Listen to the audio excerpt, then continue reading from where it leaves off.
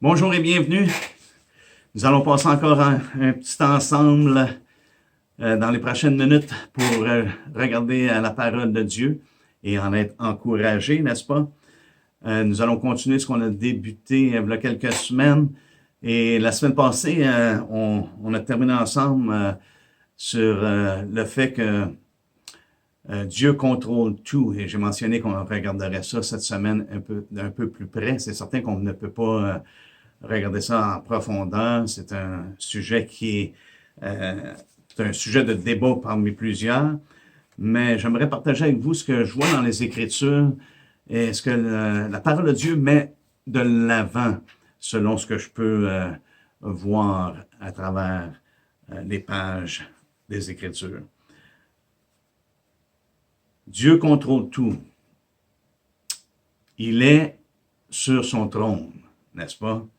Et il n'est pas pris au dépourvu. J'ai mentionné la semaine passée avec tout ce qui se passe concernant le coronavirus, que Dieu n'est pas assis dans les cieux, il n'est pas en train de se ronger les ongles, se demandant qu'est-ce qu'il va faire avec tout ce qui se passe. Non, la parole de Dieu est très claire, qu'il est sur son trône et c'est lui qui est en contrôle, c'est lui qui contrôle tout même. Il contrôle les décisions des hommes, non pas ce qu'ils vont décider, mais suite à leurs décisions, suite à leur choix, Dieu est en mesure de se servir de ces choses-là et de diriger les pas des hommes pour accomplir sa volonté. Et c'est ça que j'aimerais mettre de l'avant pour quelques instants aujourd'hui. Lorsque je mentionne Dieu contrôle tout, ce que je ne veux pas dire, c'est qu'il détermine ou prédétermine tout. Mais ce que je vois dans les Écritures, lorsque la parole de Dieu nous parle que Dieu est en contrôle, c'est qu'il est au-dessus de tout. Il est élevé au-dessus de tout.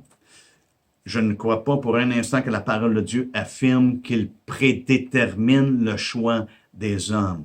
Il n'a pas prédéterminé qu'Adam allait manger le fruit. Il a donné à Adam la liberté, le choix. Il a mis devant lui une voie, celle de manger de tous les fruits et de prendre soin du jardin, de tous les arbres, le fruit de tous les arbres, mais de ne pas toucher le fruit de l'arbre de la connaissance du bien et du mal. Le choix appartenait à Adam et c'est pour ça qu'Adam a été pleinement responsable suite à sa décision. Si le choix aurait été prédéterminé de la part de Dieu, le choix n'aurait pas appartenu à Adam. Et comment est-ce qu'une personne peut être responsable pour un choix dont il n'a pas pris lui-même? C'est comme si de dire à un enfant, même un enfant, un bébé, que le fait qu'il n'a pas changé sa couche, qu'il serait responsable pour cette action-là.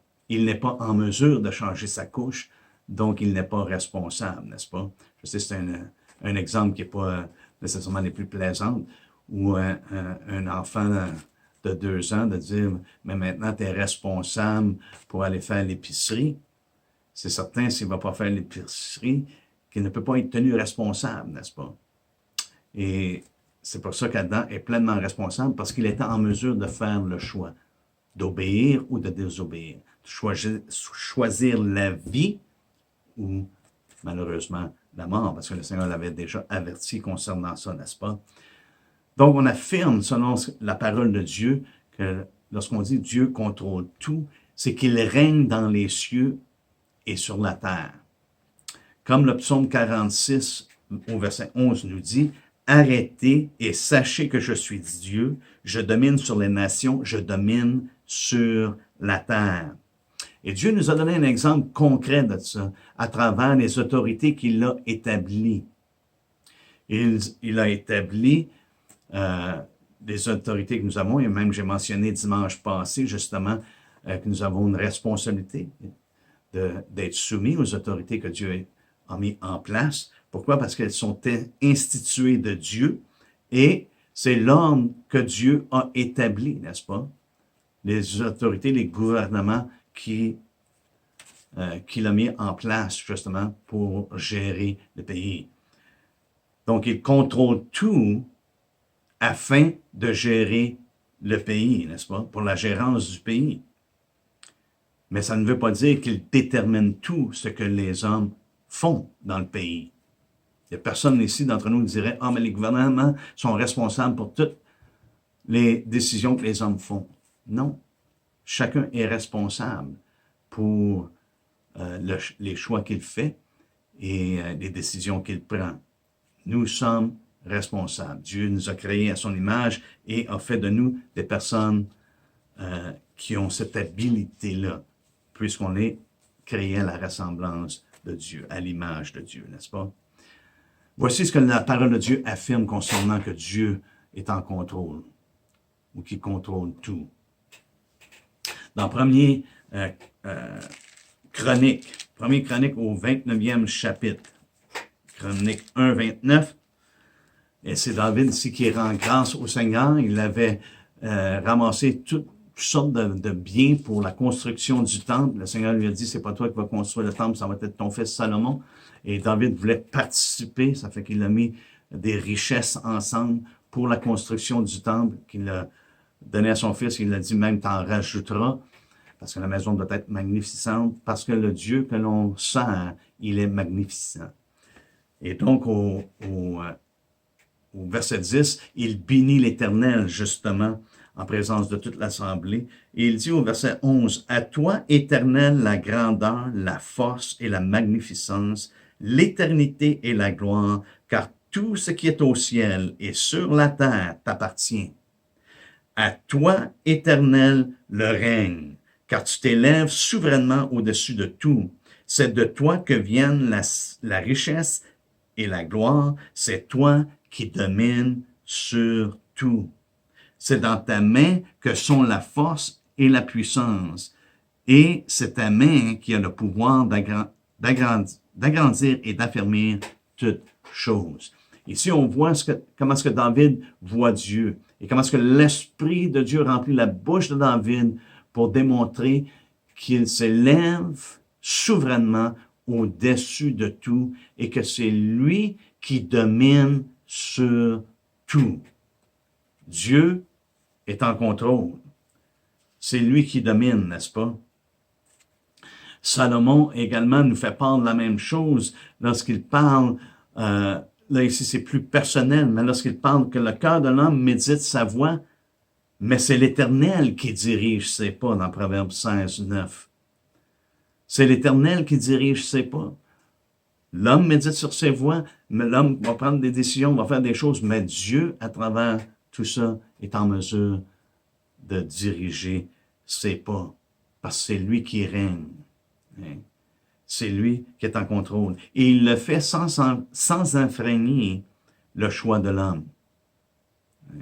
Il est comme un maître d'échecs qui, ça ne dérange pas ce que l'opposition fait, il est en mesure de contrôler la partie et de vaincre la partie. Dieu est en mesure de contrôler les décisions et les choix que les hommes prennent par leur propre liberté et d'accomplir et d'exécuter les desseins bienveillants qu'il a.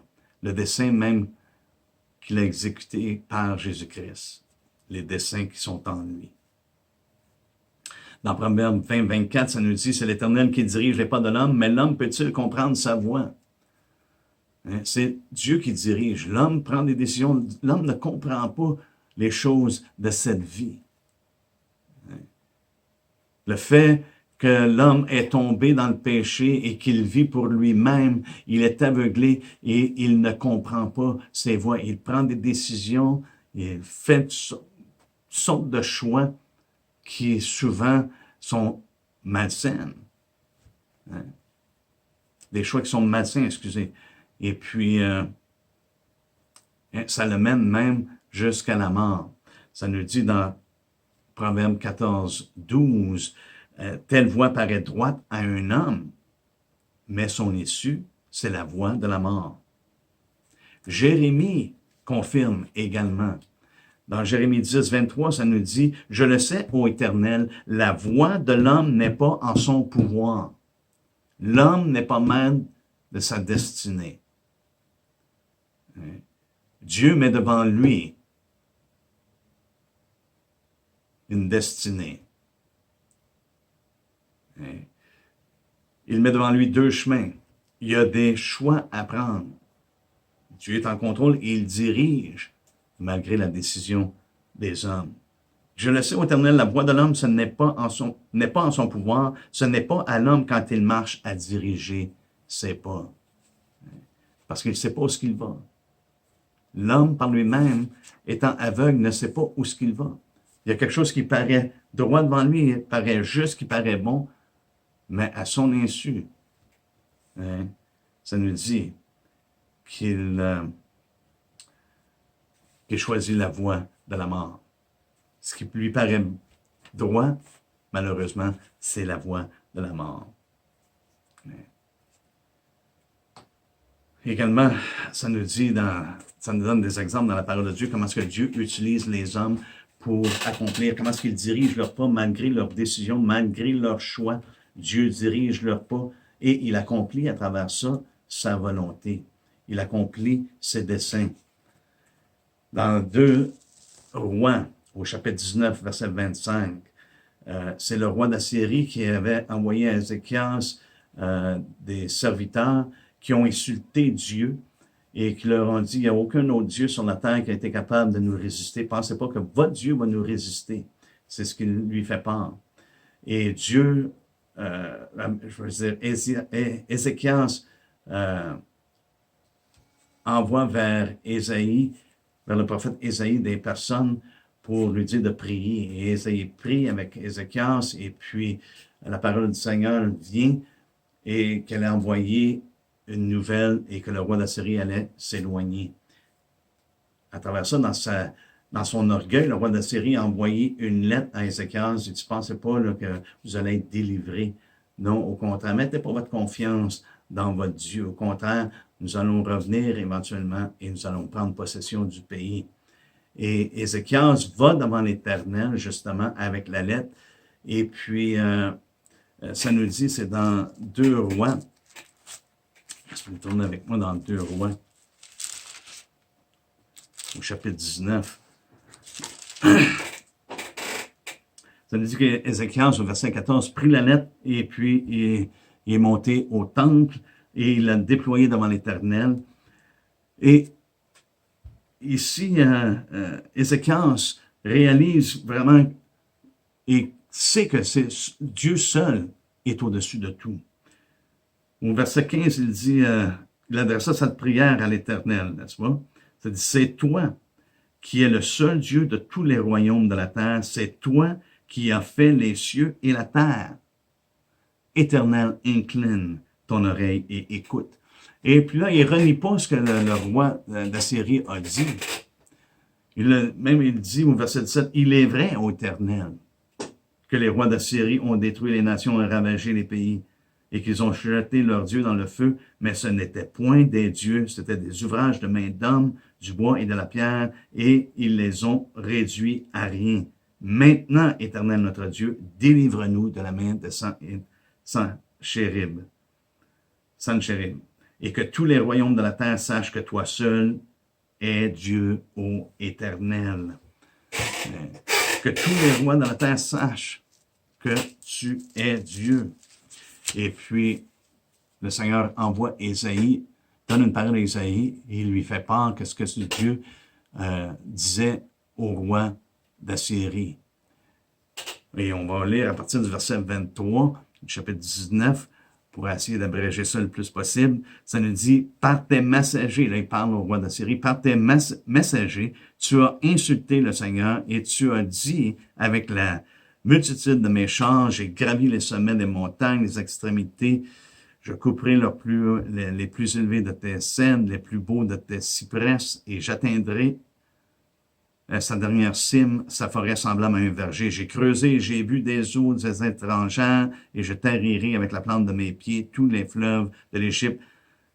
Et là, le Seigneur lui donne une parole et dit, n'as-tu pas appris que j'ai préparé ces choses de loin et que je les ai résolues dans les temps anciens? Maintenant, j'ai permis qu'elles s'accomplissent et que tu réduises des villes fortes en monceaux de ruines. Maintenant, je les ai fait arriver. C'est ce que le Seigneur dit. J'ai permis qu'elles s'accomplissent. Voyez-vous, les hommes font leur choix.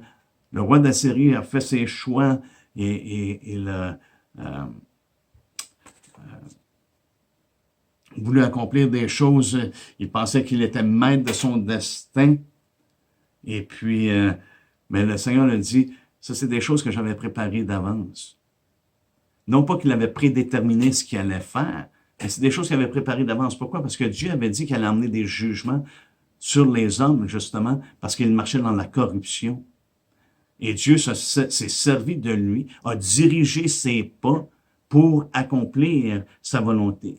Il n'a pas déterminé les choix qu'il allait prendre, mais par contre, il s'est servi de ça parce que c'est lui qui domine sur tout pour accomplir sa volonté de châtier d'autres pays et d'emmener son jugement sur eux. On voit un autre exemple qui est très concret dans la vie du Seigneur Jésus lorsqu'il est devant Pilate, n'est-ce pas? Et que Pilate lui dit, hey, tu ne me réponds pas. Tu sais pas que moi j'ai l'autorité, j'ai la puissance, j'ai le pouvoir que tu vives ou que tu meurs. Et Jésus lui a répondu cette parole-là dans Jean 19, versets 10 et 11, ça dit, « Tu n'aurais aucun pouvoir sur moi s'il ne t'avait été donné d'en haut. » Autrement dit, c'est que tes choix, tes décisions que tu as prises, t'ont emmené où est-ce que tu es là, mais Dieu, c'est Dieu qui a dirigé tes pas à travers tout ça, et ça t'a été donné d'en haut. Parce que Dieu, en dirigeant, t'a élevé à ce moment-là, pour ce temps-ci.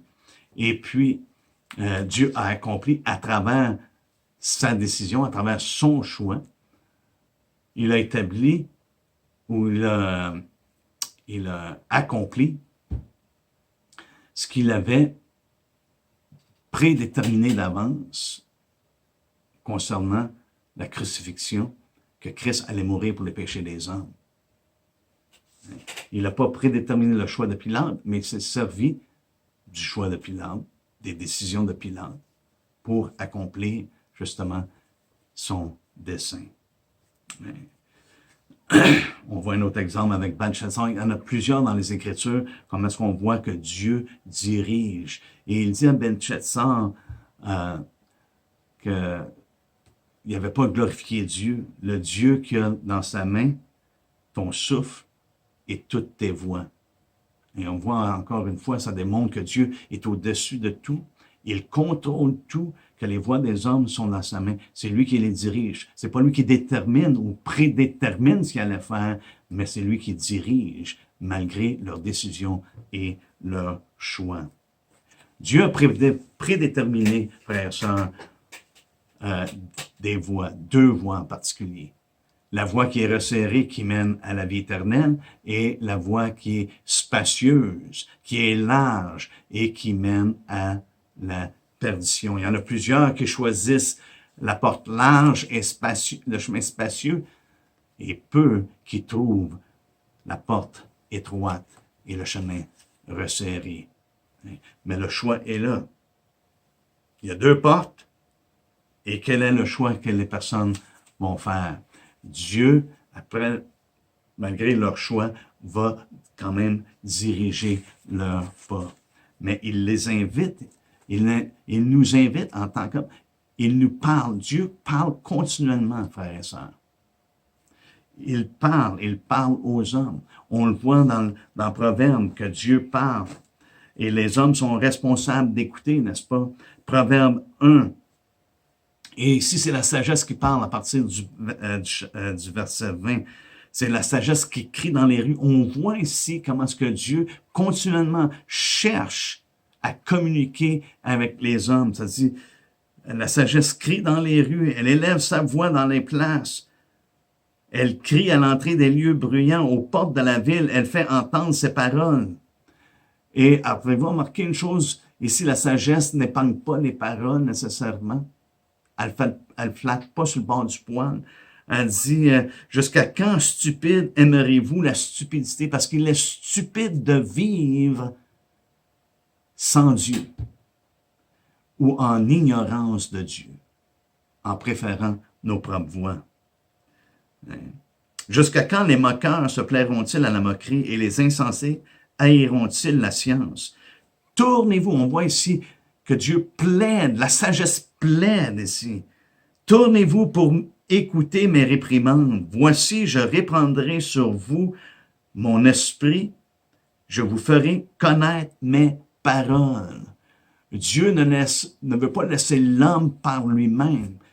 Il dit, je vais répandre, écoutez-moi, je vais répandre mon esprit, je vais vous faire connaître mes paroles. Puisque j'appelle et que vous résistez. C'est l'homme qui résiste. Dieu n'a pas prédéterminé qu'elle allait résister, mais l'homme résiste. Puisque j'étends ma main et que personne n'y prend garde, puisque vous rejetez tous mes conseils et que vous n'aimez pas mes réprimandes. Ici, c'est tous les choix et les décisions des hommes. Malgré ça, Dieu dirige. Malgré leurs décisions, il dirige leurs pas pour accomplir sa parole. Mais regardez ce que ça dit. Il dit, puisque j'étends ma main et que personne n'y prend garde. Dieu étend la main. Et puis, je lisais dernièrement, justement, dans Chronique, comment est-ce que Dieu demande au peuple de prendre sa main. Ça nous dit dans 2 Chroniques, chapitre 30, au verset 8, il dit, ne raidissez donc pas votre cou comme vos pères. Donnez la main à l'Éternel, venez à son sanctuaire qu'il a sanctifié pour toujours et servez l'Éternel, votre Dieu, pour que sa colère ardente se détourne de vous. Dieu tend la main, n'est-ce pas? Et c'est ce qu'elle nous dit, la sagesse, elle nous dit, j'étends ma main, mais les hommes en prennent pas garde. Dieu étend la main aux hommes à travers la prédication de l'Évangile, de recevoir la parole. Et tous ceux qui reçoivent la parole, tous ceux qui reçoivent la lumière, il leur donne la puissance de devenir des enfants de Dieu. Mais le choix demeure aux hommes. Dieu ne prédétermine pas quel choix un tel ou un tel va faire, mais il leur donne le choix. Mais dans la vie, il domine et même il dirige leurs pas. Non pas pour choisir, mais suite à leur choix, il dirige leurs pas. Comme il dirige maintenant nos vies en Christ, parce qu'il nous donne ses conseils, il nous donne ses directives et il dirige nos pas par notre obéissance. Nos pas sont dirigés dans les voies de Dieu pour accomplir sa volonté, n'est-ce pas? Mais regardez ce que ça dit au verset 29. Parce qu'ils ont haï la science et qu'ils n'ont pas choisi la crainte de l'Éternel, parce qu'ils n'ont point aimé mes conseils et qu'ils ont dédaigné toutes mes réprimandes, ils se nourriront du fruit de leur voix et ils se rassaisiront de leurs propres conseils, car la résistance des stupides les tue et la sécurité des insensés les perd. Suite à leur décision, leur voix du Seigneur dirige leurs pas, mais ils mènent au produit de leur décision. Tu choisis le chemin qui est large, la fin va être la perdition. Mais regardez ce que ça dit au verset 33. Mais celui qui m'écoute reposera avec assurance. Frères et sœurs, avons-nous une oreille pour entendre ce que l'Esprit dit? Avons-nous une oreille pour écouter? Mais celui qui m'écoute reposera avec assurance. Boy, il n'y a pas de plus grande paix que ça, n'est-ce pas? Il n'y a rien de plus réassurant que le fait que Dieu dit que celui qui écoute la sagesse que Dieu nous révèle, que celui qui manque de sagesse la demande à Dieu, n'est-ce pas? Et Dieu parle, Dieu nous instruit, Dieu nous donne ses consignes. Et ça crée en nous une assurance et un repos en dedans de nous, n'est-ce pas? Il vivra tranquille et sans craindre aucun malheur. On n'aura pas peur, même s'il y a des malheurs qui se passent. Aucun mal, ça nous dit. Il vivra tranquille et sans craindre aucun mal. Frères et sœurs, je peux vous dire que pour nous, il n'y a aucune crainte concernant le coronavirus. Pourquoi? Parce que même si ça arriverait, pour nous, la mort est un gain. Aussi simple que ça. C'est ce que la parole nous instruit. C'est ce que le Seigneur nous révèle, n'est-ce pas, par l'Esprit de Dieu. Pour nous, la mort est un gain. Donc, je n'ai rien à craindre. Et quels que soient les événements dans notre vie, quelles que soient les détresses, quel que soit ce qui se passe avec le Seigneur, nous n'avons rien à craindre. Aucun mal. Et on a l'exemple de Joseph, justement, ses frères avaient l'intention, n'est-ce pas, de lui faire le mal, mais Dieu l'a tourné pour le bien. Pourquoi? Parce qu'il l'a écouté. Il a écouté le Seigneur. Et puis, il vivait avec une assurance, il vivait avec tranquillité et sans crainte. Et ça, c'est pour chacun de nous. Sachant que Dieu est en contrôle. Frères et sœurs, les hommes sont sans excuse, n'est-ce pas? Mais plutôt, nous sommes tous responsables d'écouter. Et si on regarde le fait que Dieu parle à travers même sa création, dans Romains 1, 19, ça nous dit, car ce qu'on peut connaître de Dieu est manifeste pour eux. Dieu le leur ayant fait connaître.